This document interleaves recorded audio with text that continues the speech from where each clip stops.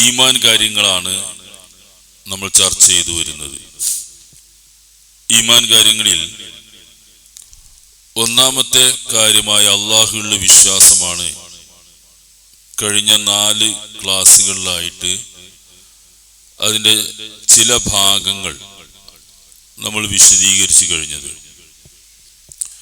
ഇന്നത്തെ ക്ലാസ്സിൽ ഈമാൻ കാര്യങ്ങൾ രണ്ടാമത്തേതായി വരുന്ന മലക്കുകളിലുള്ള വിശ്വാസം എന്ന വിഷയത്തെക്കുറിച്ചാണ് സംസാരിക്കുന്നത്. വിശ്വാസ കാര്യങ്ങൾ സംബന്ധിച്ച് അതിന്റെ പൊതുവായ നിലപാടുകളെ സംബന്ധിച്ച് നമ്മൾ നമ്മുടെ ആദ്യത്തെ ക്ലാസ്സിൽ വിശദീകരിച്ചിരുന്നു. വിശ്വാസമാണ് ഇസ്ലാം മതത്തിന്റെ ഏറ്റവും അടിസ്ഥാനപരമായ ആശയം, അടിത്തറ അതാണ്. ആ 6 ഈമാൻ കാര്യങ്ങളിൽ ഒന്ന് അള്ളാഹുവിലുള്ള വിശ്വാസം എന്ന ഏറ്റവും പ്രധാനപ്പെട്ട ഭാഗമാണ്. തുടർന്ന് വരുന്ന രണ്ടാമത്തെ ഭാഗമാണ് മലക്കുകളിലുള്ള വിശ്വാസം എന്നുള്ളത്. നമ്മൾ മദ്രസകളിൽ പഠിക്കുന്ന കാലത്ത് നമ്മൾ പഠിച്ചു വരുന്ന ഒരു ക്രമമുണ്ട്, ഈമാൻ കാര്യങ്ങൾ 6 എന്ന് പറഞ്ഞിട്ട്. ആ ക്രമം തന്നെയാണ് അതിന്റെ ശരിയായ രൂപം. റസൂൽ സല്ലല്ലാഹു അലൈഹി വസല്ലമയുടെ അടുക്കൽ മലക്ക് ജിബ്രീൽ അലൈഹിസ്സലാം മനുഷ്യരൂപത്തിൽ വന്ന് മൽ ഈമാൻ, ഈമാൻ എന്താണെന്ന് ചോദിച്ചപ്പോൾ അള്ളാഹുവിന്റെ റസൂൽ പഠിപ്പിച്ചു കൊടുത്ത അൻ തുഅ്മിന ബില്ലാഹി വറസൂലിഹി അൻ തുഅ്മിന ബില്ലാഹി വമലായികതിഹി വകുതുബിഹി എന്ന് പറഞ്ഞു തുടങ്ങുന്ന ആ ഒരു ക്രമമുണ്ട്. ആ ക്രമത്തിൽ തന്നെയാണ് അതിന്റെ പ്രാധാന്യവും ഗൗരവവും ഒക്കെ നിലനിൽക്കുന്നത്. അള്ളാഹുവിലുള്ള വിശ്വാസം കഴിഞ്ഞാൽ ഈ മലക്കുകളുടെ വിശ്വാസമാണ്. വിശുദ്ധ ഖുർആനും ഇതേ കാര്യം പറയുന്നുണ്ട്.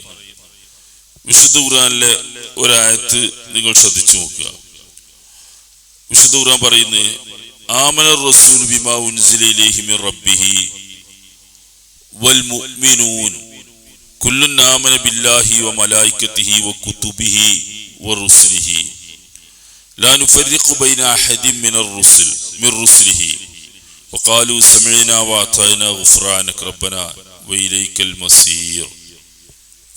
സൂറത്തുൽ ബഖറയിലെ 285-ാമത്തെ ആയത്താണ്. ആയത്തിന്റെ അർത്ഥം ആമന റസൂലു ബിമാ ഉൻസില ഇലൈഹി മിർ റബ്ബിഹി വൽ മുഅ്മിനൂൻ, അള്ളാഹുവിന്റെ അടുക്കൽ നിന്ന് അവതരിപ്പിക്കപ്പെട്ടതിൽ അള്ളാഹുവിന്റെ റസൂൽ വിശ്വസിച്ചിരിക്കുന്നു. വൽ മുഅ്മിനൂൻ, സത്യവിശ്വാസികളും മുഅ്മിനീങ്ങളും വിശ്വസിച്ചിരിക്കുന്നു. എന്നിട്ട് പറയുന്നത് കുല്ലുൻ ആമന ബില്ലാഹി, എല്ലാവരും അള്ളാഹുവിൽ വിശ്വസിച്ചു. വ മലായികതി, മലക്കുകളിൽ വിശ്വസിച്ചു. വ കുതുബിഹി വ റുസുലിഹി, അള്ളാഹുവിന്റെ ഗ്രന്ഥങ്ങളിൽ വിശ്വസിച്ചു. വ റുസുലിഹി, അള്ളാഹുവിന്റെ ദൂതന്മാരിലും വിശ്വസിച്ചു. ലാ നുഫർരിഖു ബൈന അഹദിൻ മിർ റുസുലിഹി, അള്ളാഹുവിന്റെ ഒരൊറ്റ ദൂതന്മാർക്കിടയിലും ഞങ്ങൾ ഒരു ഭിന്നതയും കൽപ്പിക്കുന്നില്ല, വ്യത്യാസവും കൽപ്പിക്കുന്നില്ല. വഖാലു, അവർ പറയുന്നു സമിഅനാ വഅതഅനാ, ഞങ്ങളെല്ലാം കേൾക്കുകയും അനുസരിക്കുകയും ചെയ്തിരിക്കുന്നു. ഗുഫ്രാനക റബ്ബനാ വഇലൈക്കൽ മസീർ, അതുകൊണ്ട് നാഥ ഞങ്ങൾക്ക് നീ പുറത്തു തരണേ, നിന്റെ അടുക്കിലേക്കാണ് മടക്കം. ഈ ആയത്ത്, സൂറത്തുൽ ബഖറയിലെ ഈ ആയത്തില് അള്ളാഹുവിന്റെ റസൂലും വിശ്വാസികളും ഒക്കെ ഒരുപോലെ വിശ്വസിച്ചൊരു കാര്യം അള്ളാഹുവിലും മലക്കുകളിലും അവന്റെ കിതാബിലും റസൂലിലും ഒക്കെ വിശ്വസിച്ചിരിക്കുന്നു എന്നാണ്. അപ്പൊ നമ്മൾ ഈമാൻ കാര്യങ്ങൾ എന്ന് പറയുന്ന 6 കാര്യങ്ങൾ 5 ഈ ആയത്തിൽ പരാമർശിച്ചിട്ടുണ്ട്. അവസാനം പറയുന്ന വിധി വിശ്വാസം ഈ ആയത്തിൽ വന്നിട്ടുള്ളത് വേറെ ആയത്തുകളിൽ വന്നിട്ടുണ്ട്. ചില ആയത്തുകളിൽ അള്ളാഹുവിലും പരലോകത്തിലുള്ള വിശ്വാസം മാത്രം പറയും, ചിലയിടത്ത് 5 ഒന്നിച്ച് പറയും, ചിലയിടത്ത് 1 വേറിട്ട് പറയും. അങ്ങനെയൊക്കെയാണ് ഖുർആനിൽ പറഞ്ഞത്. റസൂലാണ് അതിങ്ങനെ 6 ക്രമത്തിൽ ഇങ്ങനെ ഈ ആശയം വിശദീകരിച്ചു തരുന്നത്. അപ്പം ആ ഈമാൻ കാര്യങ്ങളിലെ മലക്കുകളിലുള്ള വിശ്വാസമാണ് ഇതിലെ രണ്ടാമത്തെ ഭാഗം എന്നർത്ഥം. ഈ മലക്ക് എന്ന് പറയുന്നത് നമ്മളുടെ പഞ്ചേന്ദ്രിയങ്ങളുടെ പരിധിയിൽ വരുന്ന ഒന്നല്ല. നമ്മുടെ ഇന്ദ്രിയ പരിധിയിൽ വരുന്നില്ല, ബുദ്ധിയുടെ പരിധിയിലും വരില്ല. നമ്മ ബുദ്ധി കൊണ്ട് ആലോചിച്ചിട്ട് മലക്കുണ്ടോ ഇല്ലെന്നും തീരുമാനിക്കാൻ കഴിയില്ല.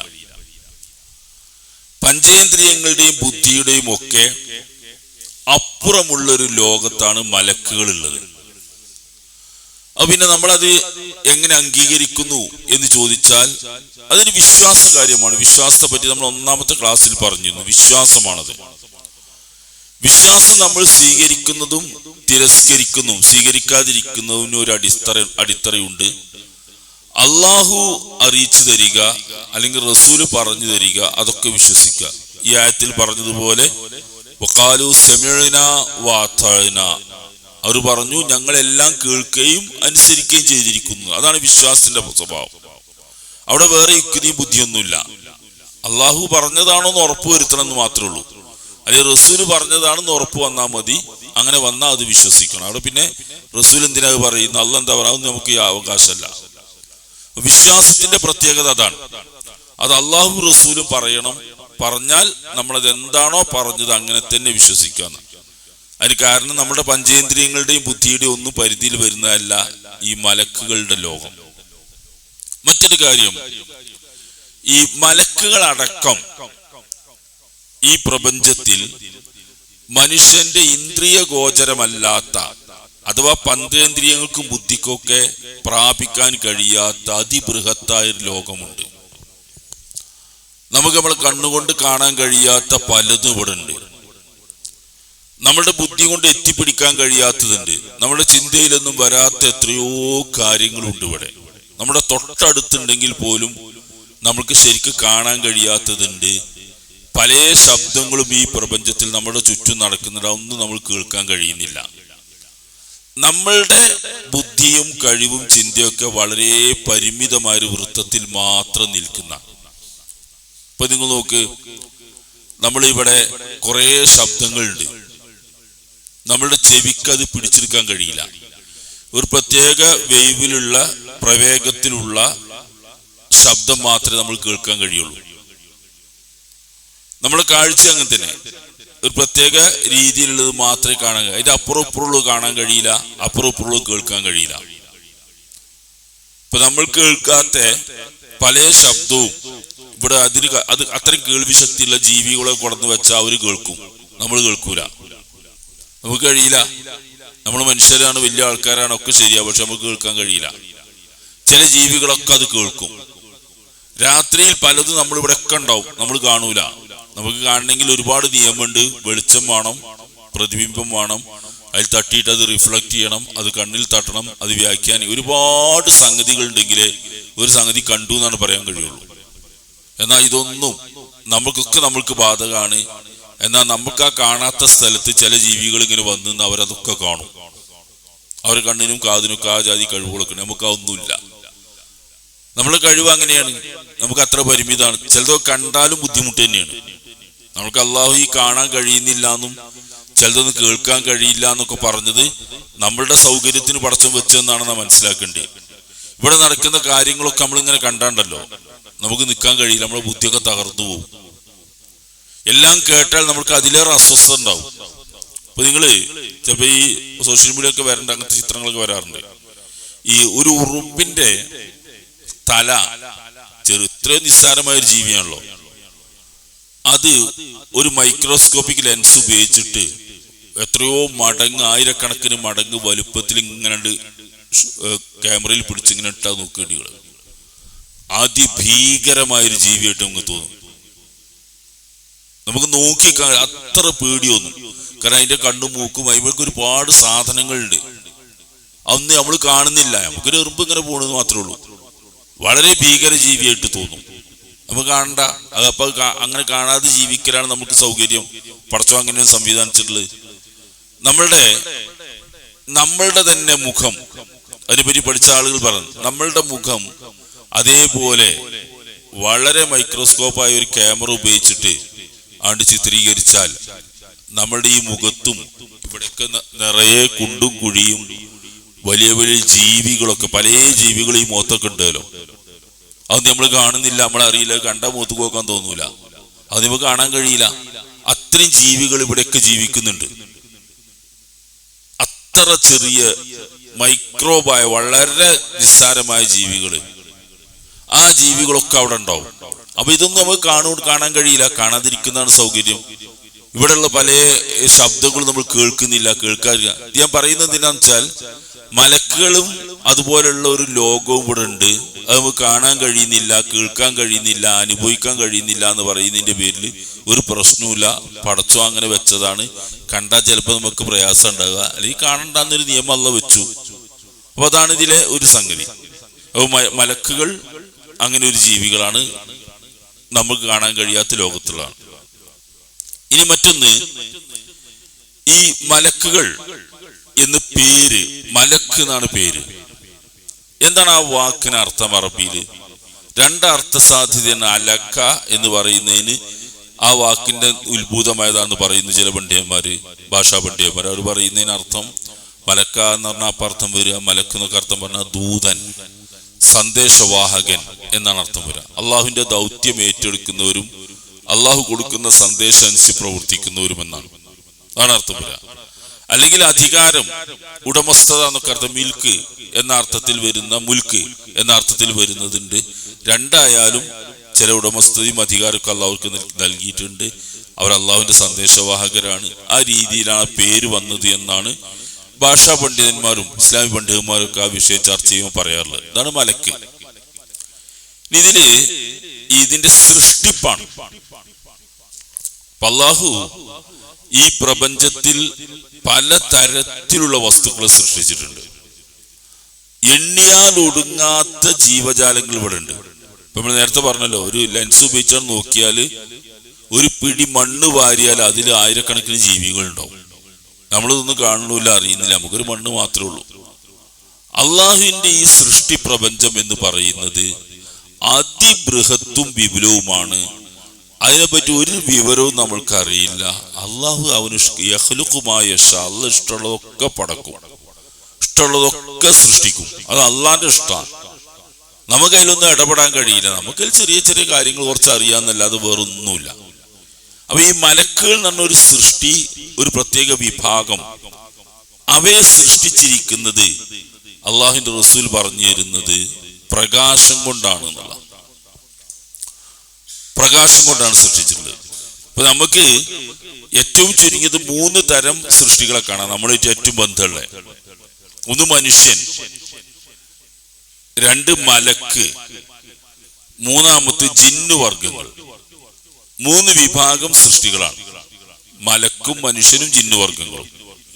നമ്മളെപ്പോഴും പറയുന്ന, നമ്മുടെ ചർച്ചയിലും ഒക്കെ വരുന്ന 3 വിഭാഗമാണ്. ഇതിൽ മനുഷ്യനെ സൃഷ്ടിച്ചത് റസൂൽ സല്ലല്ലാഹു അലൈഹി വസല്ലം ഖുർആനിലൊക്കെ ഒരുപാട് സ്ഥലത്ത്, ഖുർആനിൽ പല രീതി പറഞ്ഞിട്ടുണ്ട്, ആ സൃഷ്ടിപ്പിനെ പറ്റി പറഞ്ഞിട്ടുണ്ട്. മണ്ണുകൊണ്ടാണ് സൃഷ്ടിച്ചത്, മണ്ണുകൊണ്ടാണ് മനുഷ്യനെ സൃഷ്ടിച്ചത് എന്ന് പറഞ്ഞാൽ അതിന്റെ രൂപം ഹദീസിലൊക്കെ വന്നിട്ടുണ്ട്. അള്ളാഹു മണ്ണ് ഇങ്ങനെ എടുത്തിട്ട് മനുഷ്യന്റെ രൂപം ഇങ്ങനെ ഉണ്ടാക്കി. ഫനഫഖ്തു ഫീഹി മിൻ റൂഹി, എന്നിട്ട് ഞാൻ അതിന്റെ ആത്മാവ് അതിൽ ഊതി, അങ്ങനെ അത് ബശറൻ, നല്ലൊരു മനുഷ്യനായി മാറിയുന്ന. അങ്ങനെയാണ് അതിന്റെ ഒട്ടിക്കിടക്കുന്ന പശർമയുള്ള മണ്ണിൽ നിന്ന്, മുട്ടിയാൽ ശബ്ദിക്കുന്ന മണ്ണിൽ നിന്ന് എന്നൊക്കെ ഖുർആൻ പല രീതിയിൽ പറഞ്ഞിട്ടുണ്ട്. ഇതിനൊക്കെ കുറെ വ്യാഖ്യാനങ്ങളുണ്ട്, നമ്മളെ വിഷയമല്ല അത്. ഈ ഭൂമിയിൽ കാണുന്ന മനുഷ്യരാക്കിയിലെ മുഴുവൻ മനുഷ്യരും, വെളുത്തവര്, കറുത്തവര്, ചാരവർണ്ണമുള്ളവര്, വെളുത്തവർ എന്നൊരു വിഭാഗമല്ല, ഒരു മഞ്ഞ വർണ്ണമുള്ളത്. വെളുപ്പ് പറഞ്ഞാൽ നമ്മളൊരു മഞ്ഞ വർണ്ണ അല്ല, വെളുപ്പില്ലല്ലോ മനുഷ്യന്മാരുടെ കൂട്ടത്തില്. പിന്നെ ഉയരം കൂടിയവര്, കുറഞ്ഞവര്, ശരീരത്തിന്റെ പേശിബലം കൂടിയവര്, കായിക ശേഷി കുറഞ്ഞ, ഇങ്ങനെ പല വൈവിധ്യങ്ങളും മനുഷ്യന്മാർക്കിടയിലുണ്ട്. ആ സൃഷ്ടിപ്പൊക്കെയും ഈ മണ്ണിന്റെ പൊതുഘടകങ്ങളാണ് എന്നാണ് പറയുന്നത്. എല്ലാ തരത്തിലുള്ള ആ മണ്ണിന്റെ എല്ലാ വൈവിധ്യവും ഈ മനുഷ്യന്മാരിലുണ്ട് എന്നാ. കറുത്തവരും വെളുത്തവരും ഒക്കെ പല ജാതിയുണ്ട്, എല്ലാം കൂടി കൂട്ടി കുഴച്ചുണ്ടാക്കിയതാവാം, നമുക്കറിയില്ല. ഏതായാലും മനുഷ്യന്റെ സൃഷ്ടിപ്പ് മണ്ണിൽ നിന്നാണ്. പറയാൻ ഉദ്ദേശിക്കുന്നത്, ഈ മണ്ണിൽ നിന്ന് സൃഷ്ടിച്ച മനുഷ്യരാണ് നമ്മൾ എന്ന് പറഞ്ഞാൽ, നമ്മളൊക്കെ കണ്ട മണ്ണൊന്നും തോന്നൂല. പക്ഷെ നമ്മളിപ്പോ ഈ കാണുന്ന കോലത്തിലൊക്കെ ഉണ്ടല്ലോ, ഇറച്ചിയിലും ചേലും കോലൊക്കെ ആയിട്ട് ഇങ്ങനെ നിൽക്കണ്ടല്ലോ. പക്ഷെ മണ്ണാ സാധനം. മണ്ണിക്കാണ്ട് വെച്ചാ മണ്ണിനോട് എളുപ്പം ചേരും. ഖുർആൻ പറഞ്ഞു മിൻഹാ ഖലഖ്നാകും വഫീഹാ നുഈദുകും വമിൻഹാ നുഖ്രിജുകും താറത്തൻ ഉഖ്റ. ആ മണ്ണിൽ നിന്നാണ് സൃഷ്ടിച്ചത്, അതിലേക്ക് തന്നെ തിരിച്ചു കൊണ്ടുപോകും, മറ്റൊരിക്കൽ അതിൽ നിന്ന് കൊണ്ടുവരികയും ചെയ്യുന്ന. മണ്ണിക്ക് ഇങ്ങനെ വെച്ചാൽ മനുഷ്യൻ മണ്ണിക്കാൻ ലയിച്ചു വരും. കാരണം ഒക്കെ അതിലുള്ള സാധനം, ഈ മിനറൽസ് മുഴുവനും നമ്മുടെ ശരീരത്തിലുള്ള തന്നെയാണ്. ഒക്കെ അങ്ങോട്ടും വെക്കും ഇങ്ങോട്ടും വെക്കും. നമ്മൾ തന്നെ പറയാറുണ്ട് ശരീരത്തിൽ ഇരുമ്പ് സത്ത് കുറവുണ്ട്, മറ്റേ സത്ത് കുറവുണ്ട്, ഫോസ്ഫറസ് മറ്റൊക്കെ കുറവുണ്ട് അറിയും. അതെന്താ? ഒക്കെ മണ്ണിലുള്ള സാധന.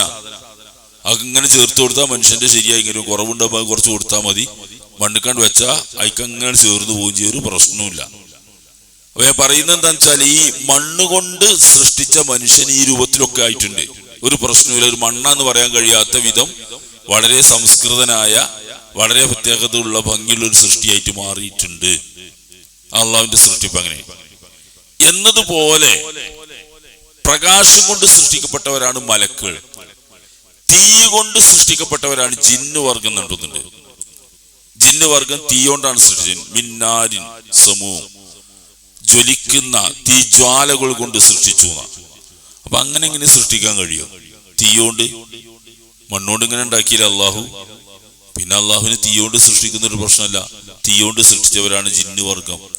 നമുക്ക് കാണാൻ കഴിയില്ല. അതിന് തീയോണ്ടാണ് അള്ളാഹു ഏറ്റവും സൃഷ്ടിച്ചതെന്ന് അർത്ഥം. ഈ ജിന്നും പിശാചും ഒക്കെ ജിന്ന് വർഗമാണ്. വർഗം ജിന്നാണ്. വഖലഖ്നൽ ജാന്ന മിൻ ഖബൽ, മനുഷ്യനെ സൃഷ്ടിക്കുന്നതിന് മുമ്പ് തന്നെ ജിന്ന് വർഗത്തെ സൃഷ്ടിച്ചിട്ടുണ്ട്. മലക്കുകളെയും അള്ളാഹു മനുഷ്യന്റെ സൃഷ്ടിപ്പിന് മുമ്പ് സൃഷ്ടിച്ചിട്ടുണ്ട് എന്നാണ് ഖുർആനിൽ നിന്ന് മനസ്സിലാകുന്നത്. കാരണം മനുഷ്യനെ സൃഷ്ടിക്കാൻ പോകുന്ന സന്ദർഭത്തിൽ അള്ളാഹു മലക്കുകളോട് നീ ഖാലിഖുൻ ബഷറൻ, മനുഷ്യനെ സൃഷ്ടിക്കാൻ പോകുന്നു പറഞ്ഞ മലക്കളെ അഭിപ്രായം പറഞ്ഞൊക്കെ ഉണ്ടല്ലോ. അപ്പൊ നേരത്തെ ഉള്ളവരാണ് മലക്കുകൾ എന്നാ മനസ്സിലാക്കേണ്ടത്. ജിന്നിങ്ങനെ തീയോട് സൃഷ്ടിച്ചൊരു ഈ ഭാഗമാണ്. അവർക്ക് അതിന്റെ സ്വഭാവങ്ങളൊക്കെ ഉണ്ടാവും. ഇനി പ്രകാശം കൊണ്ടാണ് മലക്കുകൾ സൃഷ്ടിക്കപ്പെട്ടിരിക്കുന്നത്. അത് വേറെ പ്രകാശം കൊണ്ട് സൃഷ്ടിക്കുക. ഇതൊക്കെ ഇപ്പൊ എങ്ങനെ നമുക്ക് പറയാൻ കഴിയില്ല. അള്ളാഹു പ്രകാശം കൊണ്ട് സൃഷ്ടിക്കും, തീയോണ്ട് സൃഷ്ടിക്കും, മണ്ണുകൊണ്ട് സൃഷ്ടിക്കും. ഇനി വേറെ വല്ലതുകൊണ്ടും ഉണ്ടെങ്കിൽ നമുക്കറിയില്ല. അള്ളാഹുവിന്റെ സൃഷ്ടി യഖ്ലുഖു മാ യശാ, അള്ളാഹുവിന് ഉദ്ദേശിച്ചത് സൃഷ്ടിക്കുന്ന. അള്ളാഹ് വിചാരിച്ചാണ് നടക്കും, അത്രേ ഉള്ളൂ. ആ അള്ളാഹുവിന്റെ കഴിവ് അംഗീകരിക്കലാണ് നമ്മുടെ വിശ്വാസം തന്നെ. പ്രകാശം കൊണ്ട് സൃഷ്ടിക്കുന്നു അള്ളാഹു. ഈ സൃഷ്ടിപ്പിന് ഒരു നിയമവുമില്ല. നിയമമല്ല പറഞ്ഞാൽ നമ്മൾക്ക് പറയാവുന്ന ഒരു നിയമവുമില്ല. അള്ളാഹുവിന് തോന്നിയതുപോലെ സൃഷ്ടിക്കും. അപ്പൊ നിങ്ങൾ നോക്ക്, നമ്മളുടെ ലോകത്ത് തന്നെ പലതരം സൃഷ്ടിപ്പ് നമ്മൾ നിത്യേന കണ്ടുകൊണ്ടിരിക്കുന്നുണ്ട്. ഈ മനുഷ്യൻ, ഉദാഹരണം നോക്കും, മനുഷ്യൻ അള്ളാഹു ആദ്യത്തെ സൃഷ്ടിപ്പ് ആദം നബിയിലൂടെ മണ്ണിൽ നിന്ന്, കളിമണ്ണിൽ നിന്ന്, മുട്ടിയാൽ ശബ്ദിക്കുന്ന മണ്ണിൽ നിന്ന്, ഈ പശർമയുള്ള മണ്ണിൽ നിന്നൊക്കെ സൃഷ്ടിച്ചു. ഇങ്ങനെ പല രീതിയിലും മണ്ണിൽ സൃഷ്ടിച്ചു പറയുന്നു. ആദമിനെ ഹവ്വായിനെ അങ്ങനെ. അവന്റെ മക്കളെ എങ്ങനെ സൃഷ്ടിച്ചത്? അത് വേറെ രീതിയിലാണ്. മണ്ണുകൊണ്ടല്ല ഉണ്ടാക്കിയത്, അങ്ങനെ മണ്ണുകൊണ്ടല്ല ഉണ്ടാക്കിയത്. അവർ ആദമും ഹവയും സ്ത്രീയും പുരുഷനും ഇണ ചേരുമ്പോൾ ഒരു പുതിയ സൃഷ്ടിപ്പ് നടക്കുന്നു. അപ്പൊ എങ്ങനെ അങ്ങനെ ഉണ്ടാവും? അതന്നെ അത് അങ്ങനെ സൃഷ്ടിക്കുന്നത് അങ്ങനെ ഉണ്ടായി. അങ്ങനെ തന്നെ ആകണമെന്നുണ്ടോ? അതുമില്ല. ഇപ്പോ ഈസാ നബിയുടെ ജനനം ഖുർആൻ പറയുന്നുണ്ട്.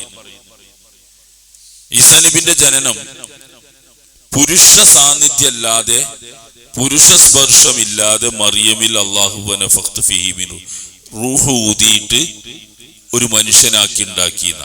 മലക്കിനായിരുന്നു ആ സന്ദേശം അറിയിക്കാൻ വേണ്ടി പറഞ്ഞയച്ചത്.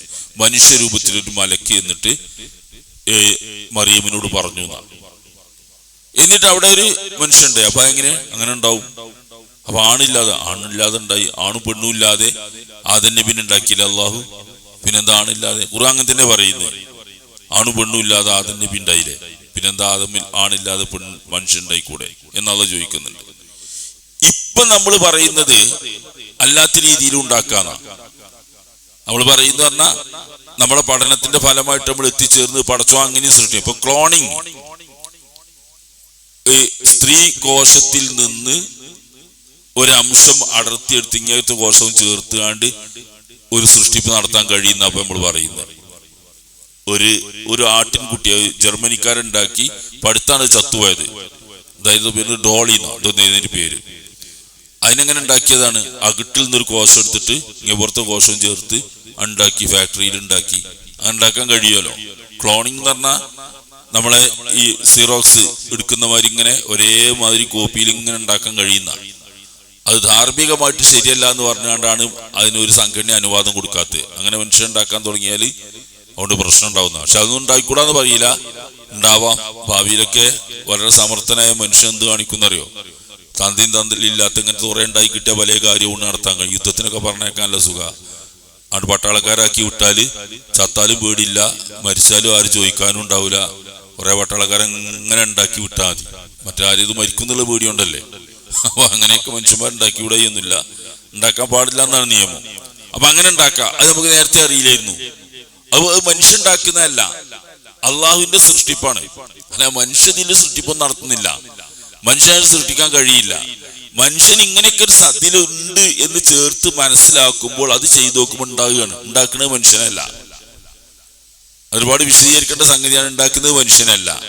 അങ്ങനെ പല സൃഷ്ടിപ്പൊടിഞ്ഞുണ്ടാവും. അപ്പൊ നമ്മൾ നോക്കുന്നത് ഇപ്പൊ തേങ്ങ കുഴിച്ചിട്ടിട്ടായിരുന്നു വെള്ളത്തിലിട്ട് പൊതിർത്തി തണുപ്പിച്ച് അതിന് നാമ്പ് മുളച്ചു വരണം, എന്നിട്ടായിരുന്നു തെങ്ങുണ്ടായിരുന്നു. ഇപ്പൊ ഒന്നും വേണ്ട, ടിഷ്യൂ കൾച്ചറാണ്.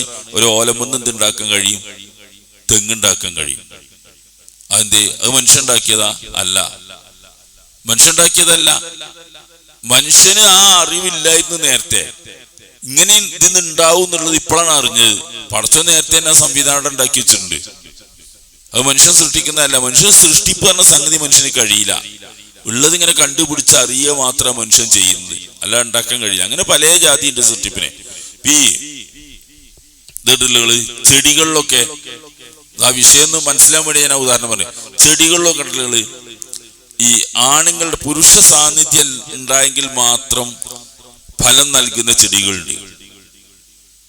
നമ്മൾ ജാതിക്ക് കയ്യിൽപ്പെട്ടതാ, ജാതിമരം. അത് കായ്ക്കണമെങ്കിൽ ഒരാണും തുണ ഇത്ര കിലോമീറ്ററിനുള്ളിൽ വേണമെന്ന, അല്ലെ ഉണ്ടാവില്ല, കായ ഉണ്ടാവില്ല. ചില പനകളുണ്ട് അങ്ങനെ. അത് അള്ളാന്റെ സൃഷ്ടിപ്പ് അങ്ങനെയാണ്, നമുക്കറിയില്ല. എന്നാ അതൊന്നും ഇല്ലാതെ വെറുതെ ഉണ്ടാകുന്നവരുണ്ട്. കടൽ ജീവികളില് ഈ കടൽ കുതിര എന്നൊരു ജീവിയുണ്ട്. അതിന്റെ ചിത്രങ്ങൾ കണ്ടിട്ടുണ്ട്. അങ്ങനെ വളഞ്ഞിക്കണ ഒരു പിൻഭാഗം കുതിരന്റെ മാതിരി ആയതുകൊണ്ട് അതിന് കടൽ കുതിര പേര് വന്നു.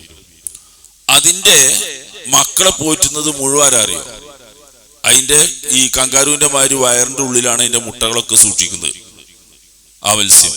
അങ്ങോട്ട് അതാണ് പെറ്റ് പെരുകി ഉണ്ടാക്കുന്ന ആണുങ്ങളാ, പെണ്ണല്ല. അതിനെ നോക്കലൊക്കെ ആണുങ്ങളാ. അതങ്ങനെയാണ്.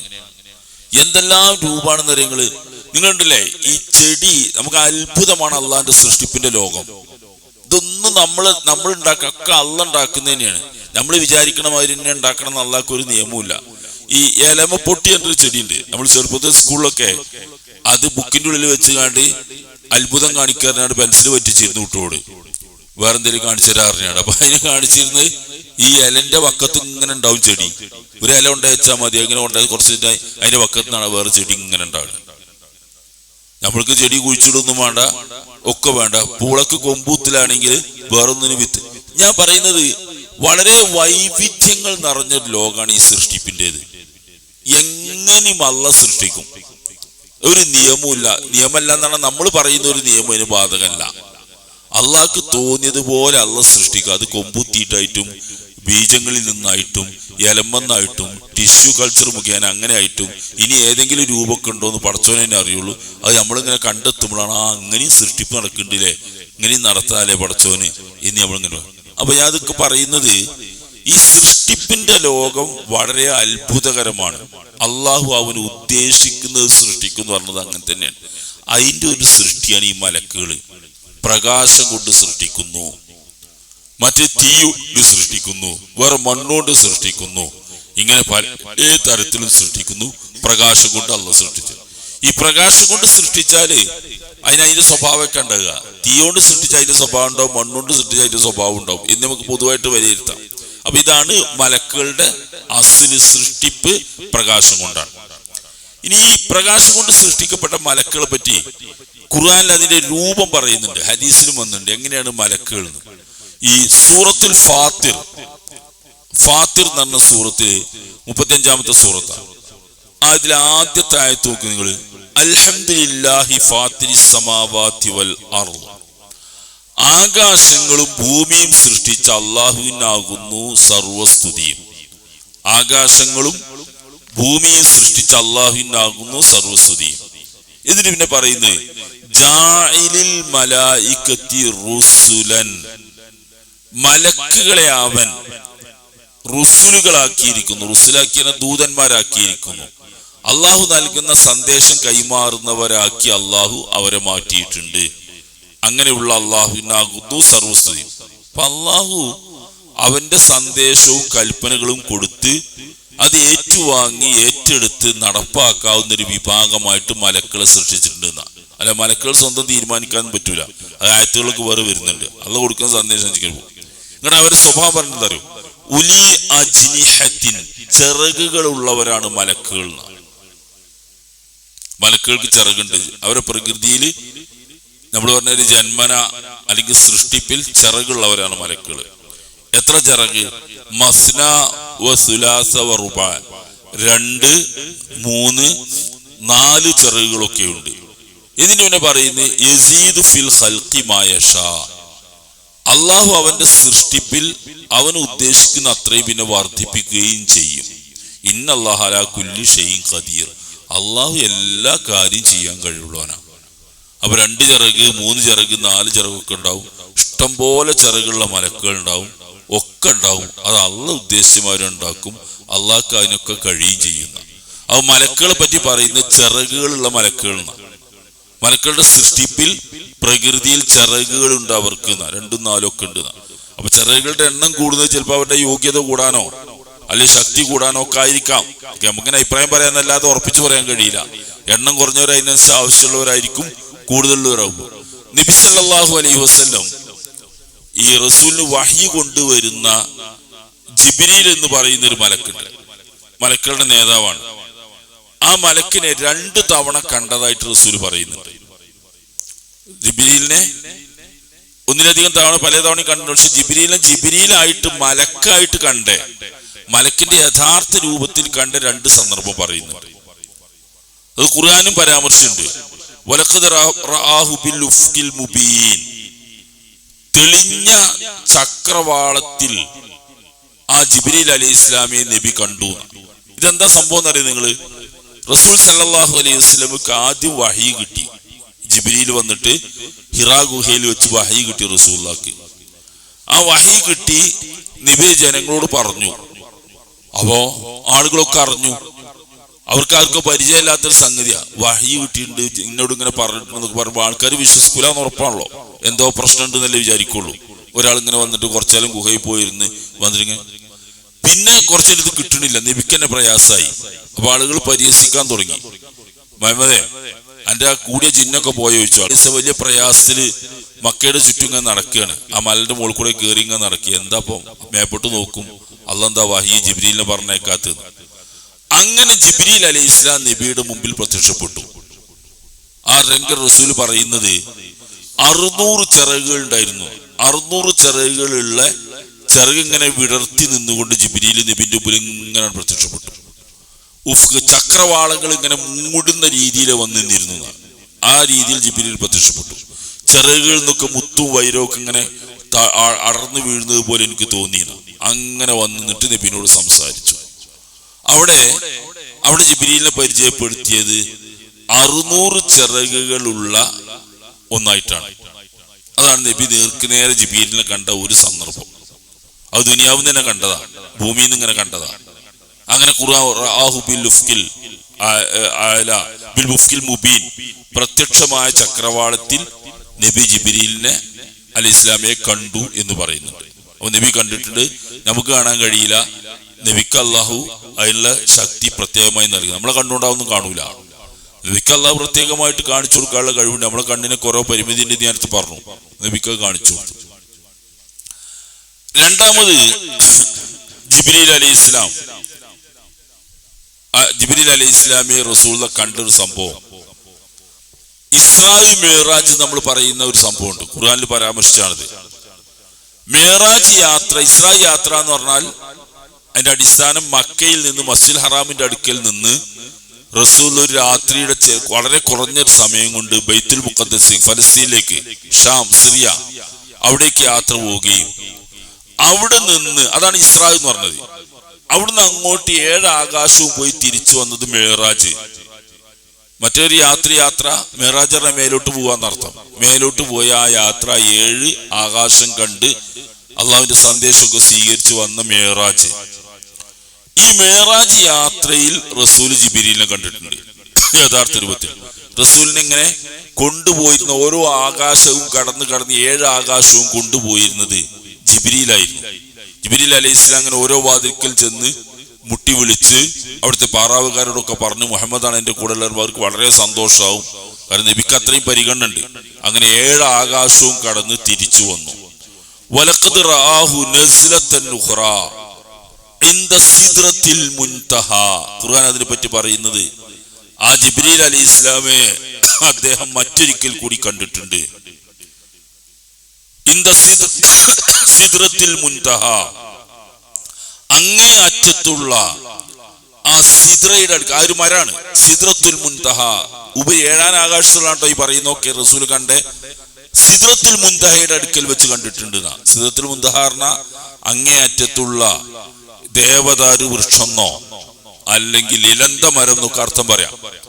ഏതായാലും ദേവദാരു വൃക്ഷം എന്ന് പറഞ്ഞാൽ ദൈവത്തിന്റെ മരം എന്നാ, ആ പേരെന്നെ അതാണ്, അങ്ങനെയൊക്കെ അതിന് അർത്ഥം പറയാറുണ്ട്. ഏതായാലും സിദ്റത്തുൽ മുൻതഹയിൽ വെച്ച് അദ്ദേഹത്തെ ജിബ്രീൽ അലൈഹി ഇസ്ലാമെ കണ്ടു. ഇൻതഹ ജന്നത്തുൽ മഅ്വാ, അതിന്റെ അടുക്കലാണ് താമസിക്കാൻ സൗകര്യമുള്ള സ്വർഗമുള്ളത്. ഇതൊക്കെ വിശ്വസിക്കണം. ഇതൊക്കെ അങ്ങനെ തന്നെയാണ്. കാരണം അള്ളാഹ് പറയല്ലാതെ വേറെ ആർക്കും ഇതിൽ ഇടപെടാൻ കഴിയില്ല. ഇങ്ങനെ അല്ല എന്ന് പറയാൻ എന്താ കാണിക്കൊന്നുമില്ല. നമ്മളെ ബുദ്ധിയിലും പഞ്ചേന്ദ്രിയങ്ങളിലും ഒന്നുമല്ല, അള്ളാഹു റസൂൽ മുഖേന അറിയിച്ചത് ഖുർആൻ പറഞ്ഞതാ.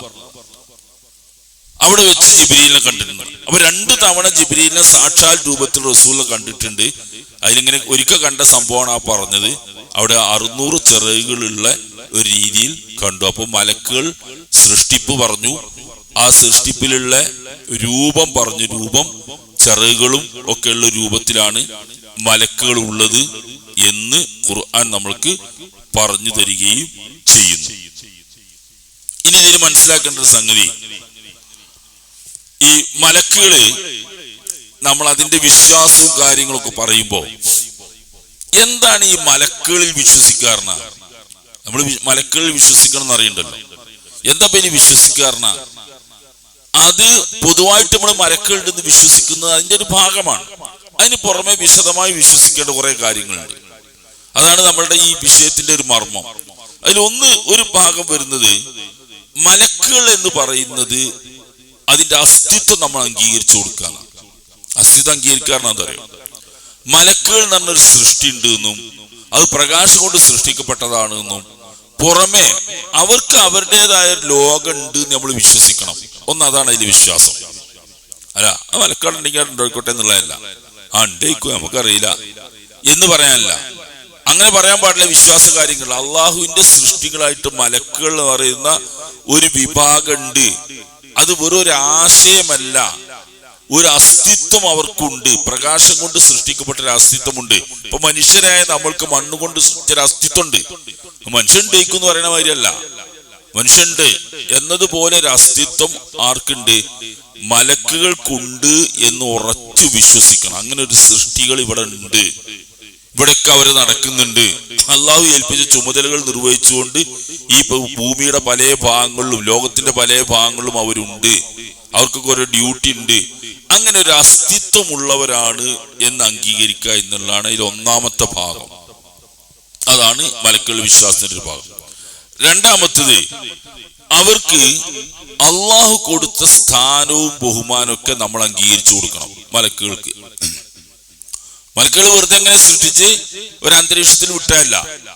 അള്ളാഹു അവർക്ക് ചില പദവികൾ കൊടുത്തിട്ടുണ്ട്, സ്ഥാനങ്ങൾ കൊടുത്തിട്ടുണ്ട്, ജോലികൾ കൊടുത്തിട്ടുണ്ട്, മഹത്വം കൊടുത്തിട്ടുണ്ട്. ഇതൊക്കെ നമ്മൾ അംഗീകരിക്കണം. അത് നമ്മൾ നിഷേധിക്കാൻ പാടില്ല. അതാണ് മലക്കുകൾ വിശ്വസിക്കാറുണ്ട്. മലക്കുകൾക്ക് ചെറിയ ജോലികളുണ്ട്, ഇപ്പൊ ജിബ്രീൽ അലൈഹി ഇസ്ലാമാണ് മലക്കുകളുടെ ലീഡർ, നേതാവ്. അദ്ദേഹത്തിനുള്ള ജോലി നബിമാർക്ക് വഹി എത്തിച്ചു കൊടുക്കുക എന്നുള്ളതാണ്. റസൂൽ സല്ലല്ലാഹു അലൈഹി വസല്ലം വഫാത്തായതോടുകൂടി ആ ജോലി ഇല്ല. പക്ഷെ ജിബ്രീൽ പിന്നെ ഇവിടെ വരുന്നുണ്ട്. ലൈലത്തുൽ ഖദ്റിന് തനസ്സലുൽ മലായികത്തു വറൂഹു ഫീഹാ ബിഇദ്നി റബ്ബിഹിം മിൻ കുല്ലി അംരിൻ സലാമുൻ ഹിയ ഹത്താ മത്ലഇൽ ഫജ്ർ. നിങ്ങൾ ഖുർആൻ അവിടെ പറഞ്ഞത് ഈ ജിബ്രീൽ അലൈഹിസ്സലാമയും മറ്റു മലക്കുകളും ഈ ലൈലത്തുൽ ഖദ്റിന്റെ രാത്രിയിൽ ആകാശ ലോകത്ത് നിന്ന് ഭൂമി ലോകത്തേക്ക് ഇറങ്ങി വരും. സലാമുൻ ഹിയ ഹത്താ മത്ലഇൽ ഫജ്ർ, പുലരുവോളം അത് സമാധാനമാണ്, സമാധാനമാണെന്ന് അള്ളാഹു ഖുർആനിൽ പറയുന്നതാണ്. ഔ ജിബ്രീല് വഹി എത്തിച്ചു കൊടുത്തിരുന്ന ഒരു മലക്കാണ്. പക്ഷെ നബി സല്ലല്ലാഹു അലൈഹി വസല്ലം വഫാത്തോടുകൂടി ആ വഹിന്റെ ആ ജോലി നിന്നു. പക്ഷെ ആ ദിവസം വീണ്ടും വീണ്ടും വർഷങ്ങൾ ആവർത്തിച്ച് ജിബ്രീൽ മറ്റു മലക്കുകളൊക്കെ ഭൂമി ലോകത്തേക്ക് വരുന്നു. അത് നമ്മൾ പറഞ്ഞ ലൈലത്തുൽ ഖദ്ർ എന്ന് പറയുന്ന അതാണ്. അപ്പൊ ജിബ്രീൽ അങ്ങനെ ഉണ്ട്. ജിബ്രീൽ മരിച്ചോടുകൂടി റസൂലുള്ള മരിച്ചോടുകൂടി ജിബ്രീലിന്റെ ആ സന്ദേശം നിർത്തിയതാണ്. പക്ഷെ അങ്ങനെ ജോലി അത് നമ്മൾ അംഗീകരിക്കണം. ഈ റസൂലുള്ളാന്റെ റസൂലിന്റെ മരണത്തിന് ശേഷം അബൂബക്കർ ഉമർലാനൊക്കെ ഒരിക്കല് ഉമ്മുഹാനി അലി അള്ളാന്റെ സഹോദരി അവരുടെ അടുക്കൽ ചെന്നു. മക്കത്ത് അവരുടെ വീട്ടിൽ ചെന്നു. ഹറമിന്റെ അടുത്തിരുന്നു അവരുടെ വീട് ആദ്യം ഉണ്ടായിരുന്നു. അവിടെ ചെന്നു റസൂലുള്ളാൻ അബൂബക്കർ ഉമർലാനും. അപ്പൊ അവരിങ്ങനെ കരയുന്നുണ്ട്. അപ്പൊ എന്താണ് കരയുന്നതെന്ന് ചോദിച്ചു. അപ്പൊ അള്ളാഹുവിന്റെ റസൂല് വഫാത്തായല്ലോ. അതിന് തൊട്ടടുത്ത് അവർ ചെല്ലുന്നത്. അപ്പൊ ഇവരും കരഞ്ഞത് കേട്ടപ്പോ അപ്പൊ അവര് പറഞ്ഞു, ഞാൻ കരയുന്നത് റസൂൽ വഫാത്തായതിന്റെ പേരിലല്ല. റസൂൽ ഏതായാലും വഫാത്താവും, മരിച്ചു പോവും. പക്ഷെ കരച്ചിൽ വന്നത് ആകാശ ലോകത്തിനൊരു സന്ദേശം അഥവാ ഒരു മലക്ക് മുഖേന നിരന്തരം നമ്മൾക്കൊരു ബന്ധം ഉണ്ടായിരുന്നു. ആ ബന്ധം അറ്റുപോയല്ലോ എന്നാ. നിങ്ങൾ ആലോചിച്ച് നോക്കി, നബി അവിടെ ഇങ്ങനെ ജീവിക്കുമ്പോ അള്ളാഹുവുമായിട്ടുള്ള ഒരു കണക്ഷൻ നിരന്തരം നബിന്റെ അടുക്കലേക്ക് ഇങ്ങനെ വന്നുകൊണ്ടിരിക്കുന്നുണ്ട്. അതില്ലാതായപ്പോയല്ലോ എന്ന് ആലോചിക്കുള്ള സങ്കടം കൊണ്ടാണ് ഉമ്മുഹാനി പറഞ്ഞത്. അപ്പൊ നിങ്ങൾക്ക് ജിബ്രീൽ ഇങ്ങനെ വരുന്നതും പോകുന്നതും ഒക്കെ മലക്ക് ഇങ്ങനെ എപ്പോഴും ബന്ധപ്പെടുന്നത് ഒരു അനുഗ്രഹമായിട്ടാണ് ഉമ്മുഹാനി കണ്ടത്. അത് തന്നെയാണ് സത്യത്തിന്റെ അവസ്ഥ. അതിനി അങ്ങനെ ആവർത്തിക്കില്ലല്ലോ. നബി മരിച്ചോട് കൂടി ജിബ്രീൽ വരില്ലല്ലോ എന്നാണ് അവർ പറഞ്ഞത്. അപ്പൊ അവർക്ക് കയ്യിലുണ്ടായിരുന്നൊരു വിശ്വാസം നോക്കി നിങ്ങള്, ദൃഢമായൊരു വിശ്വാസം ഉള്ളതുകൊണ്ടാണ് അങ്ങനെ പറയുന്നത്. നമ്മളിപ്പോ വന്നു മലക്കല്ലേ വന്നു പോയിക്കോട്ടെ എന്നല്ല, അതവർക്ക് വലിയൊരു കാര്യമായിട്ട് ഗൗരവത്തിൽ അവർ കണ്ടിരുന്നു. അതാണ് ആ പറഞ്ഞതിന് അർത്ഥം. അങ്ങനെ ജിബ്രീൽ അലൈഹി ഇസ്ലാം വരുന്നു എന്നതൊരു വിഷയമായിട്ട് അവർ കണ്ടു. അത് പറയുന്നത് എന്താന്ന് വെച്ചാല് മലക്കുകളുടെ അസ്തിത്വം അംഗീകരിക്കണം. രണ്ടാമത് അസ്തിത്വം അങ്ങനെ സൃഷ്ടികളുണ്ട് പ്രകാശം കൊണ്ട്. ഇപ്പൊ നമ്മളൊക്കെ ഉള്ള മാതിരി വേറെ വിഭാഗം അങ്ങനെ ഉണ്ട് എന്ന് അംഗീകരിക്കണം. രണ്ടാമത്തത് അവർക്ക് അള്ളാഹു കൊടുത്ത കഴിവുകളും സ്ഥാനങ്ങളും ഒക്കെ ആ മഹത്വമൊക്കെ നമ്മൾ അംഗീകരിക്കണം. മൂന്നാമത് ഇതിൽ വരുന്നൊരു ഭാഗമാണ് ഈ അവർക്ക് കൊടുത്ത ജോലികൾ, ഉത്തരവാദിത്തങ്ങൾ. അത് നമ്മൾ മനസ്സിലാക്കി അത് നമ്മൾ ഉൾക്കൊണ്ട് ജീവിക്കണം. ചിലതൊക്കെ നമ്മളെ ബാധിക്കുന്നതാണ്, ചിലത് നമ്മളെ നേർക്കേറെ ബാധിക്കുന്നതിലും അള്ളാഹു അങ്ങനെ ചുമതല കൊടുത്ത് കുറെ മലക്കുകളുണ്ട് എന്ന് വിശ്വസിച്ച് മനസ്സിലാക്കി പോകണം. അതാണ് അതിൽ പ്രധാനപ്പെട്ട നമ്മളുമായിട്ട് ബന്ധപ്പെട്ട നേർക്കേരപ്പം. യഹ്മിലു അർശ റബ്ബിക യൗമൈദിൻ 8 മലക്കുകൾ അന്ന് അള്ളാഹുവിന്റെ അർശ് ചുമക്കുന്നവരായിട്ടുണ്ടാവുന്ന. നിങ്ങൾ ആലോചിച്ച് നോക്കൂ, മലക്കുകളുടെ ഒരു ജോലി അള്ളാഹുവിന്റെ അർശ് ചുമക്കുന്ന മലക്കുകൾ. അള്ളാഹ് കൊടുത്ത ജോലിയാണ്, അവരത് ചെയ്യും. അതെന്തിനാന്ന് ചോദിക്കാൻ അർത്ഥമല്ല, അത് അള്ളാഹു വെച്ച നിയമത. ഇപ്പൊ നമ്മളൊക്കെ സൃഷ്ടിച്ച് ഇങ്ങനെയൊക്കെ ആക്കിയില്ലേ, അതെന്തിനാ അങ്ങനെ അള്ളാഹ് വെച്ചത്, അല്ലാതെ വേറൊന്നുമില്ല.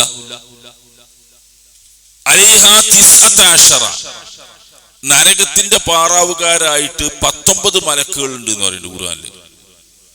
മലായികത്തുൻ ഗിലാദുൻ ശിദാദുൻ ലാ യഅ്സുന അല്ലാഹ മാ അമറഹും വയഫ്അലൂന മാ യുമറൂൻ. നരകത്തിന് വളരെ പരുഷ സ്വഭാവികളായ കഠിന ഹൃദയരായ മലക്കുകളുണ്ട്. അള്ളാഹുവിന്റെ ഒരു കൽപ്പനയും അവർ ലംഘിക്കില്ല, അള്ളാഹ് കൽപ്പിച്ചത് മുഴുവൻ അവരനുസരിക്കുകയും ചെയ്യുന്നു. അങ്ങനത്തെ മലക്കുകളുണ്ട്. അപ്പൊ ഇതിന്റെയൊക്കെ അർത്ഥം എന്താ നിങ്ങള്, മലക്കുകൾക്ക് അനേകം ചുമതലകൾ അള്ളാഹു കൊടുത്തിട്ടുണ്ട്. ആ ചുമതലകളൊക്കെ അവർ നിർവഹിക്കും, കൽപ്പനയ്ക്ക് എതിര് പ്രവർത്തിക്കില്ല, കൽപ്പിച്ചതൊക്കെ അവര് നടപ്പാക്കുകയും ചെയ്യും. ഇങ്ങനെയാണ് മലക്കുകളിൽ. അങ്ങനെയാണ് അത് നമ്മൾ ഇത് പറയുന്നത് വെച്ചാല് അസ്തിത്വം അംഗീകരിക്കണം, അവരുടെ മഹത്വം അംഗീകരിക്കണം, അവർക്ക് നൽകിയ ചുമതലകളുണ്ട്, അതൊക്കെ അവർ നിർവഹിക്കുന്നതായിരിക്കും. നമുക്ക് ബന്ധപ്പെട്ടതും അല്ലാത്തതൊക്കെ ഉണ്ട്, അതൊക്കെ അങ്ങനെ തന്നെ നമ്മൾ അംഗീകരിച്ചും വിശ്വസിച്ചും പോണം. എത്ര മലക്കുകളാണുള്ളത്? അതിന്റെ എണ്ണം അല്ലാഹ്ക്കല്ലാതെ വേറെ ആർക്കും അറിയില്ല. അല്ലാഹുവിന്റെ റസൂലിനെ അറിയില്ല, ആർക്കും അറിയില്ല. മലക്കുകൾക്ക് തന്നെ അറിഞ്ഞുകൊള്ളണമെന്നില്ല. ഖുർആൻ പറയുന്നത് വമാ യഅലമു ജുനൂദ റബ്ബിക ഇല്ലാ ഹുവ, അള്ളാഹുവിന്റെ സൈന്യങ്ങളുടെ എണ്ണം അല്ലാഹ്ക്കല്ലാതെ വേറെ ആർക്കും അറിയില്ല. എത്ര മലക്കുകളുണ്ടെന്ന് അള്ളാഹ്ക്കേ അറിയുള്ളൂ, വേറെ ആർക്കും അറിയില്ല.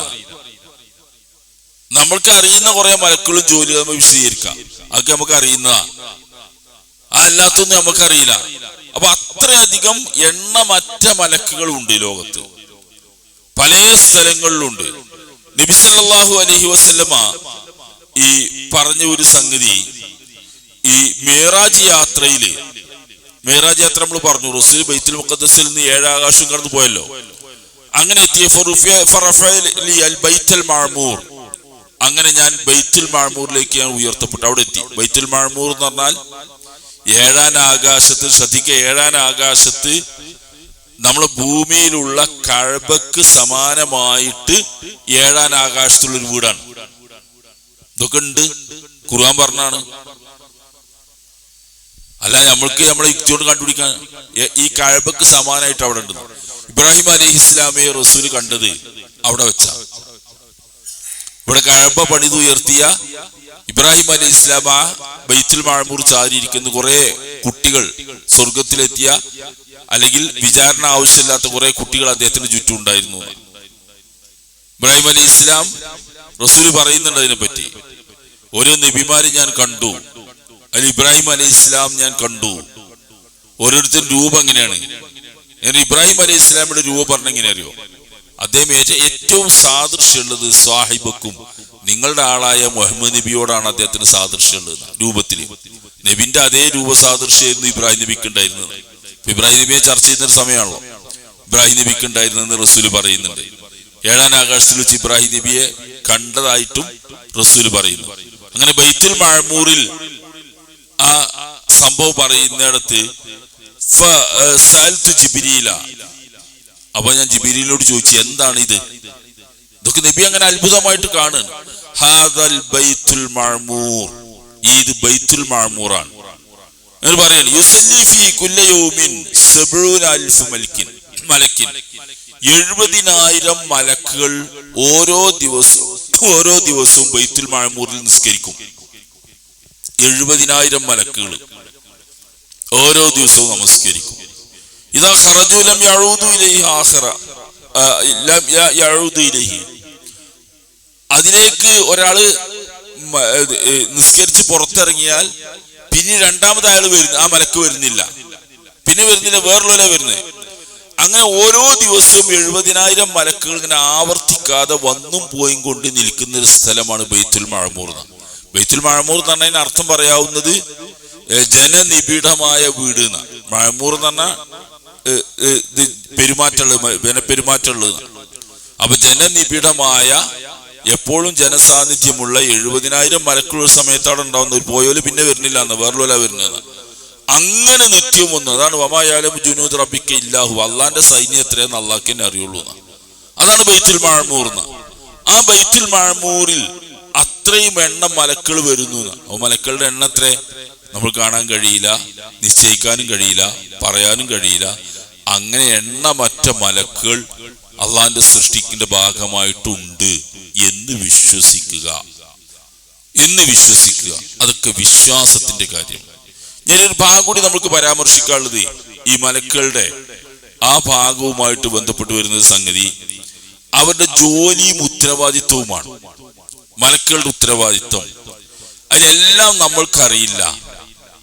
വളരെ കുറഞ്ഞ മലക്കുകളെ പറ്റി അള്ളാഹു നമ്മൾക്ക് അറിയിച്ചു തന്നിട്ടുണ്ട്. ആ അറിയിച്ചു തന്നത് അങ്ങനെ തന്നെ നമ്മൾ അംഗീകരിക്കുകയും വിശ്വസിക്കുകയും ചെയ്യണം. അതില്ലെങ്കിൽ നമ്മുടെ വിശ്വാസത്തെ അത് ബാധിക്കും. അത് ചിലതൊക്കെ നമ്മൾക്ക് വലിയൊരു ആത്മവിശ്വാസം കൂട്ടുന്നതാണ്. ചില ജോലികളൊക്കെ നമ്മൾക്കൊരു മതിപ്പ് തോന്നുന്നതാണ്, നമ്മൾക്ക് ഉപകാരമുള്ള കുറെ കാര്യങ്ങളാണ് അപ്പാണെന്നൊക്കെ. അതിലൊന്ന് ജിബ്രീൽ അലൈഹി ഇസ്ലാമാണ്. ജിബ്രീൽ അലൈഹി ഇസ്ലാം, ജിബ്രീൽ അലൈഹി ഇസ്ലാമിന്റെ പല പേരുകളും ഖുർആൻ പറഞ്ഞിട്ടുണ്ട്. ഈ സൂറത്തിൽ ലൈലത്തുൽ ഖദറിന്റെ സൂറത്ത് പറയുന്നിടത്ത് റൂഹ് എന്നാണ് ഉപയോഗിച്ചത് ജിബ്രീലിന്. തനസ്സലുൽ മലായികത്തു വർ-റൂഹു, റൂഹ് എന്ന് പറഞ്ഞാൽ അവിടെ ജിബ്രീൽ അലൈഹി ഇസ്ലാമാണ്. റൂഹ് എന്ന് ഉപയോഗിച്ചിട്ടുണ്ട്. പിന്നെ റൂഹുൽ ഖുദ്സ് എന്ന് ഉപയോഗിച്ചിട്ടുണ്ട്.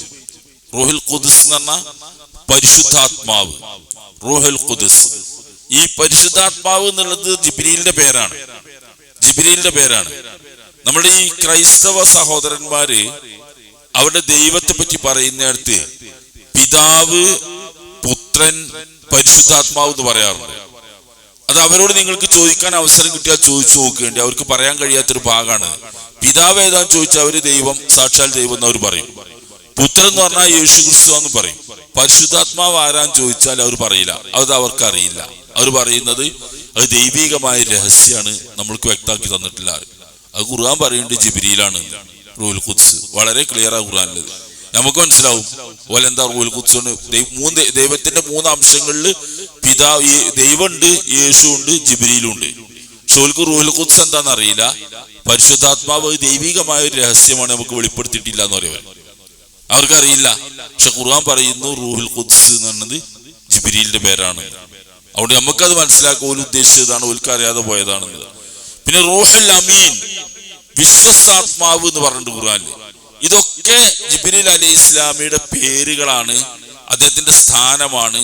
അദ്ദേഹത്തിന്റെ ജോലി വഹി എത്തിച്ചു കൊടുക്കലാണ്. ഇനി വേറെ വല്ലതും ഉത്തരവാദിത്തം അല്ലാഹു കൊടുത്തോ നമുക്കറിയില്ല. ഖുർആനിന്ന് ഹദീസ് നമുക്ക് കിട്ടുന്ന വിവരം അനുസരിച്ച് ജിബ്രീലിന് വഹി കൊടുക്കുന്ന ജോലിയാണ്, വഹി എത്തിച്ചു കൊടുക്കുന്ന ജോലിയാണ്. ഇനി രണ്ടാമത്തെ ഒരു മലക്ക്, ഇതൊക്കെ നമ്മൾ പഠിച്ചു വെക്കുന്ന നല്ലതാണ്. മദ്രസ കൊണ്ട് പഠിച്ചുകൊണ്ടാവും, നല്ല ഓർമ്മ പുതുക്കി വെക്കുക. രണ്ടാമത്തെ ഒരു മലക്കാണ് മീകായിൽ എന്ന് പറയുന്നത്. ഇതൊക്കെ ഹദീസിൽ വന്ന പേരുകളാണ്. മീകായിൽ, ഈ മീകായിലിന്റെ ജോലി ഈ മഴ വർഷിക്കുന്നതും അതുപോലെ ഭൂമിയിലെ സസ്യജാലങ്ങൾ മുളപ്പിക്കുന്നൊക്കെ ചുമതല അവർക്കാണ്. ഈ ചുമതല അവർക്കാണെന്നുണ്ടെങ്കിൽ അർത്ഥം അവർക്ക് യഥേഷ്ടം ഇങ്ങനെ അവർ പ്ലാൻ ചെയ്ത് നടപ്പാക്കണമല്ല, അള്ളാഹുവിന്റെ കൽപ്പന അവർക്കാണ് കിട്ടുമ്പോൾ അവരത് പോയാണ് നടപ്പാക്കുന്നത്. അതല്ലാതെ അവർക്ക് തീരുമാനിക്കാൻ കഴിയില്ല. ഉദാഹരണമായിട്ട് ഈ അന്ത്യനാളിൽ കാഹളത്തിൽ ഊതുന്ന ഒരു മലക്കുണ്ട്.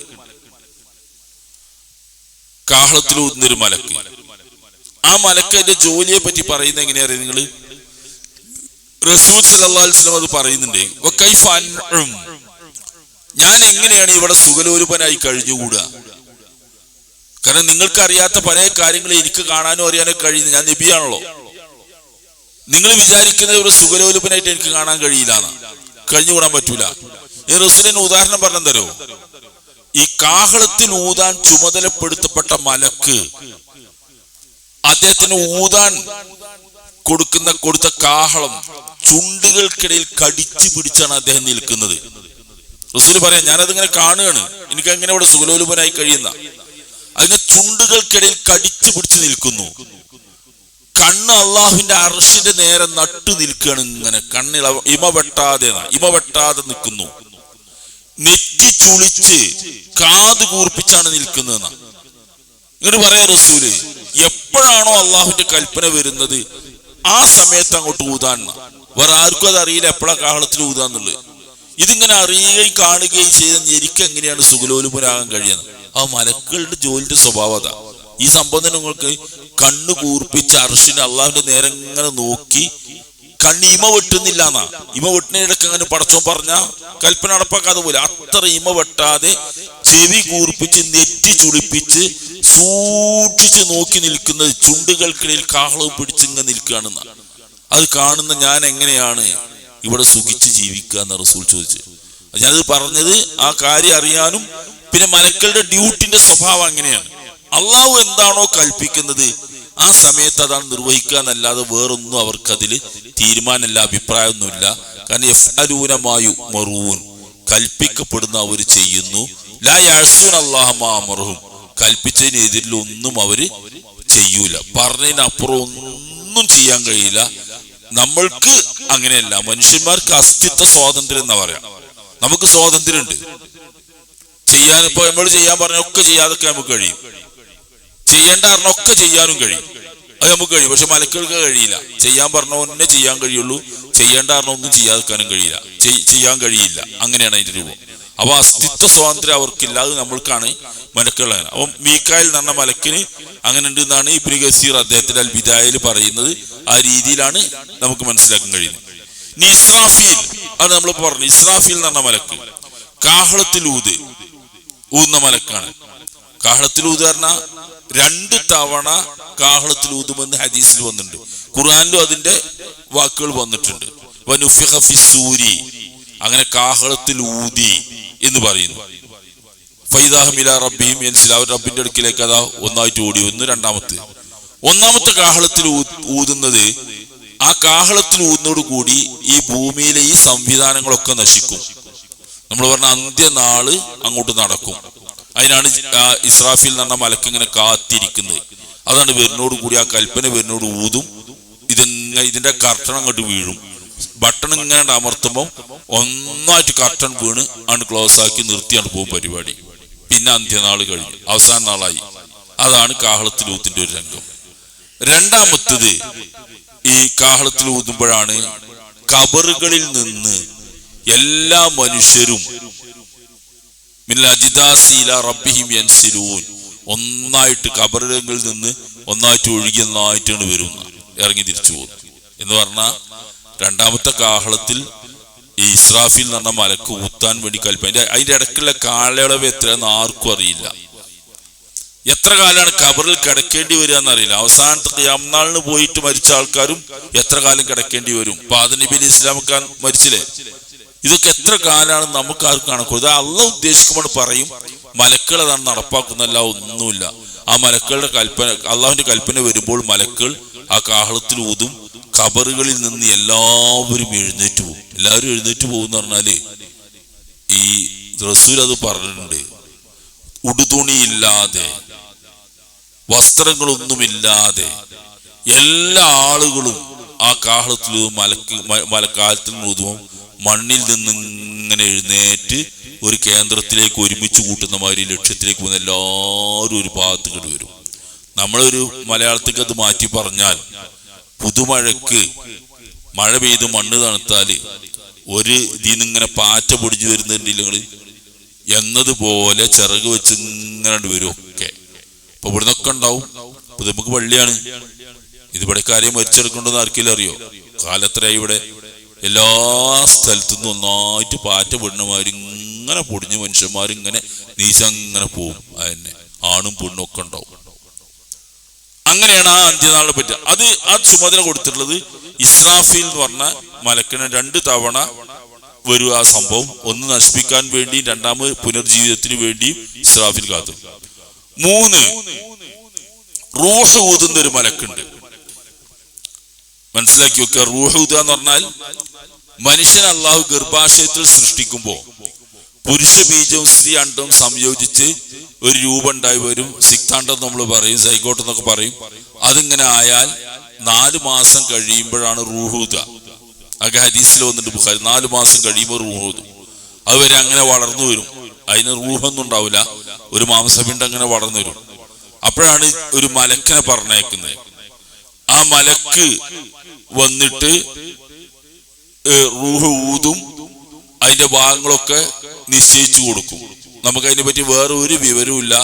ആയുസ് നിശ്ചയിക്കും, റിസ്ക് നിശ്ചയിക്കും, ഒക്കെ ഉണ്ടാവും. എല്ലാം ആ മലക്കിന്റെ ജോലിയാണ്. ആ മലക്ക് വന്ന ആ കാര്യങ്ങളൊക്കെ നിർവഹിക്കും. വേറെ ഒന്നും നമുക്ക് അതിനെ പറ്റി അറിയില്ല. അത്രയേ ഉള്ളൂ. അത് റസൂല് പറഞ്ഞതാണ്. ബുഖാരിലൊക്കെ ഉള്ള ഹദീസാണ്. റൂഹ് ഊതാൻ മലക്ക് വരും. അതേപോലെ ഈ റൂഹ് പിൻവലിക്കാൻ മലക്ക് വരും. റൂഹ് ഊരിക്കൊണ്ടുപോകാൻ. അതാണ് മരണം എന്ന് പറഞ്ഞത്. ഈ മരണം എന്ന് പറഞ്ഞ സംഗതി ഉണ്ടല്ലോ, അതുകൂടി ഒന്ന് മനസ്സിലാക്കുക. മരണം എന്ന് പറഞ്ഞ സംഗതിയിൽ നടക്കുന്ന എന്താ കാര്യങ്ങള്, അതിന്റെ നിർവചനം എന്താന്ന് നമ്മൾ ഈ ശാസ്ത്രം പഠിക്കുന്ന ആളുകൾ പലരേതും പറയാറുണ്ട്. ആ നിർവചനം ഒന്നും ശരിയല്ലാന്ന് നമുക്ക് ഒറ്റയടിക്ക് തന്നെ മനസ്സിലാവും. അതിൽ ഏറ്റവും കൃത്യമായ ഇത് പറഞ്ഞെന്നുള്ള റസൂല് പറഞ്ഞത് എന്താ കാര്യങ്ങള്, അത് റസൂല് പറഞ്ഞത്, നമ്മൾക്ക് ഈ ജനനം നടക്കുന്ന ഈ 4-ാം മാസത്തിൽ ഊതിയ റൂഹ് ഉണ്ടല്ലോ, ആ റൂഹ് ഇങ്ങനെ ഊരി പിൻവലിച്ചാണ് കൊണ്ടുപോകും. ആ കൊണ്ടുപോകുന്ന സമയത്താണ് മരണം തന്നെ സംഭവിക്കുക. ആണ് ഇതിന്റെ ഏറ്റവും ശരിയായ ഉത്തരം. കൈ മുറിയലല്ല, ഒന്നുമല്ല മരണം. മസ്തിഷ്ക മരണം, ഹൃദയസ്തംഭം, ഒക്കെ പല പേരിലും പല ജാതി മരണവും ഒക്കെ നമ്മളെ ഈ ശാസ്ത്രജ്ഞന്മാർ പറയലുണ്ട്. ഏറ്റവും ശരിയായ ഉത്തരം നമ്മൾക്ക് ജീവൻ എന്ന് പറയുന്ന റൂഹ് ഊതിയപ്പോൾ കിട്ടിയതും ആ റൂഹ് തിരിച്ചു പിടിച്ച് മലക്ക് കൊണ്ടുപോകുമ്പോൾ നഷ്ടപ്പെടുന്നതുമാണ് മരണം എന്ന് പറഞ്ഞത്. അതാണ് അതിന്റെ ശരിക്കുള്ള ഉത്തരം. അതിന് വേറെ വ്യാഖ്യാനങ്ങളൊന്നും പറയാൻ കഴിയാതെ തന്നെയാണ് അതിന്റെ ഉത്തരം. ആ റൂഹ് ഊരിക്കൊണ്ടുപോകുമ്പോൾ ഒരു മലക്ക് വന്നിട്ട്, ആ മലക്കിന്റെ പേര് ഖുർആനിലും ഹദീസിലും വന്നിട്ടില്ല. ഖുർആനിൽ വന്ന പേര് മലക്കുൽ മൗത്തില്ലദീ വുക്കില ബിക്കും, നിങ്ങളുടെ ചുമതല ഏൽപ്പിക്കപ്പെട്ട മലക്കുൽ മൗത്ത് ആ റൂഹ് ഊരി പോകുന്ന. നമ്മുടെ ഇടയിൽ പ്രചാരമുള്ളതാണ് അസ്രായിൽ എന്ന് പറഞ്ഞ മലക്കാണെന്നുള്ളത്. അസ്രായിൽ എന്നിട്ടൊരു മലക്കില്ല, സഹിയ ഹദീസിലായിട്ട് വന്നിട്ടുമില്ല. അത് പരക്കെ ആളുകൾക്ക് അറിയാതെ എല്ലാവരും പറയാം അസ്രായിൽ അസ്രായിൽ. അത് അങ്ങനെ മലക്ക് ഹദീസിൽ വന്നിട്ടില്ല. പണ്ഡിതന്മാർ എന്റെ വക പറയുന്നതല്ല, പണ്ഡിതന്മാരുണ്ട് പറയുന്നത് അങ്ങനെ മലക്കിന്റെ പേരില്ല. പക്ഷെ ഞങ്ങളുടെ നാട്ടിലെങ്ങനെയോ അങ്ങനെ പ്രചാരത്തിൽ വന്നിട്ടുണ്ട്. ഏതെങ്കിലും പണ്ഡിതന്മാരൊക്കെ എവിടെയെങ്കിലും എഴുതിയിട്ടുണ്ടാവും അങ്ങനെ ഒരു പേരുണ്ട് എന്നൊക്കെ. ഖുർആനിൽ വന്നിട്ടില്ല, സഹിയ ഹദീസിലും വന്നിട്ടില്ല എന്ന് പണ്ഡിതന്മാർ അതിനെ പറ്റി പറയുന്നുണ്ട്. അതിൽ ഖുർആനിൽ വന്ന പേര് മലക്കുൽ മൗത്ത്, മരണത്തിന്റെ മാലാഖ, മലക്ക് എന്നാണ് അതിന്റെ പേര് വന്നിട്ടുള്ളത്. അപ്പൊ അതാണ്. ഇനി മലക്കിന്റെ പേര് മുൻകർ നക്കീർ ഉണ്ട്. കൂടി ഈ ജോലി കൂടി പറഞ്ഞ നമുക്ക് അവസാനിപ്പിക്കാം. ഖബറിൽ ചോദ്യം ചെയ്യാൻ വരുന്ന മലക്കുകൾ വരും. മനുഷ്യനെ ഖബറിലാണ് കൊണ്ടുപോയി വെച്ചാൽ റസൂൽ പറഞ്ഞത്, നിങ്ങളുടെ ചെരുപ്പിന്റെ ശബ്ദം നടന്നു പോണേ അത് മാറുന്നതിന്റെ മുമ്പ് അവിടെ തുടങ്ങുന്ന വെച്ചിട്ടും കണ്ട് പോരിനോട് കൂടി മലക്ക് വരുന്ന മുൻകർ നക്കീർ എന്ന് വരുന്ന രണ്ടുപേരും ഖബറിൽ ചോദ്യം ചെയ്യും. കാര്യങ്ങളൊക്കെ വിചാരണ നടത്തും. അയാളുടെ സ്വർഗ നരകങ്ങളൊക്കെ തീരുമാനിച്ചു കൊടുക്കും. ഓരോരുത്തർക്കും സന്തോഷ വാർത്ത അറിയിക്കും, സങ്കട വാർത്ത അറിയിക്കും. ഒക്കെ ആ മലക്കുകളുടെ പണിയാണ്. അത് ഖബറിലാണ്ട് വെച്ചാണ്ട് എത്തിയാൽ നടക്കുന്ന പണിയായിട്ട് പറയും. പിന്നെ നരകത്തിന്റെ കാവൽക്കാരനായ മാലിക് എന്ന് പറഞ്ഞൊരു മലക്കിനെ പറ്റി ഖുർആൻ പറയുന്നുണ്ട്. യാ മാലിക് എന്നെ വിളിക്കുന്നുണ്ട്. മാലിക്കേ അഫിദ, ഞങ്ങൾക്ക് ലേശം വെള്ളം ചൊരിഞ്ഞു തരണേ എന്ന് പറയാവര്. നരകവാസികള് ആ മലക്കിനോട് പറയുന്നു, മാലിക്കേ എന്ന് വിളിച്ചിട്ടാ ഞങ്ങൾക്ക് വെള്ളം ചൊരിഞ്ഞു തരണേ എന്ന് പറയും. അങ്ങനെ ചൊരിഞ്ഞെടുക്കുന്ന പ്രശ്നമല്ല, അത് അള്ളാഹു വിധിച്ചവർ കിട്ടുള്ളൂ അദ്ദേഹം പറഞ്ഞു കൊടുക്കും. മാലിക് തന്നെ. പിന്നെ സ്വർഗത്തിന്റെ കാവൽക്കാരനായിട്ട് ഒരു മലക്ക് വന്നിട്ടുണ്ട്. പേര് വന്നിട്ടുള്ളത് റിദ്വാൻ എന്നാണ്. ചില ഹദീസുകളൊക്കെ ഖുർആനിലില്ല, ചില റിപ്പോർട്ടുകളൊക്കെ കാണാം. അതായിരിക്കാം, ശരിയായിരിക്കാം എന്നാണ് പണ്ഡിതന്മാർ പറയുന്നത്. റിദ്വാൻ എന്നാണ് ആ മലക്കിന്റെ പേര് പറയുന്നത്. പിന്നെ കർമ്മങ്ങൾ രേഖപ്പെടുത്തുന്ന മലക്കുകളുണ്ട്. റഖീബ്, അതീദ് എന്ന് പറഞ്ഞാൽ തയ്യാറായി നിൽക്കുന്ന, നിരീക്ഷിക്കുന്ന മലക്കുകൾ.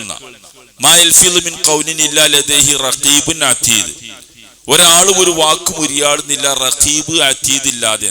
റഖീബ് അതീദ് എന്ന മലക്കിന്റെ പേരല്ല, ശ്രദ്ധിക്കത്. അത് മലക്കിന്റെ പേരല്ല. നമ്മളെ ആൾക്കാരൊക്കെ പറഞ്ഞ മലക്കിന്റെ. റഖീബ് അതീദ് പറഞ്ഞ അവരുടെ ഡ്യൂട്ടിയാണ്, ജോലിന്റെ പേരാ.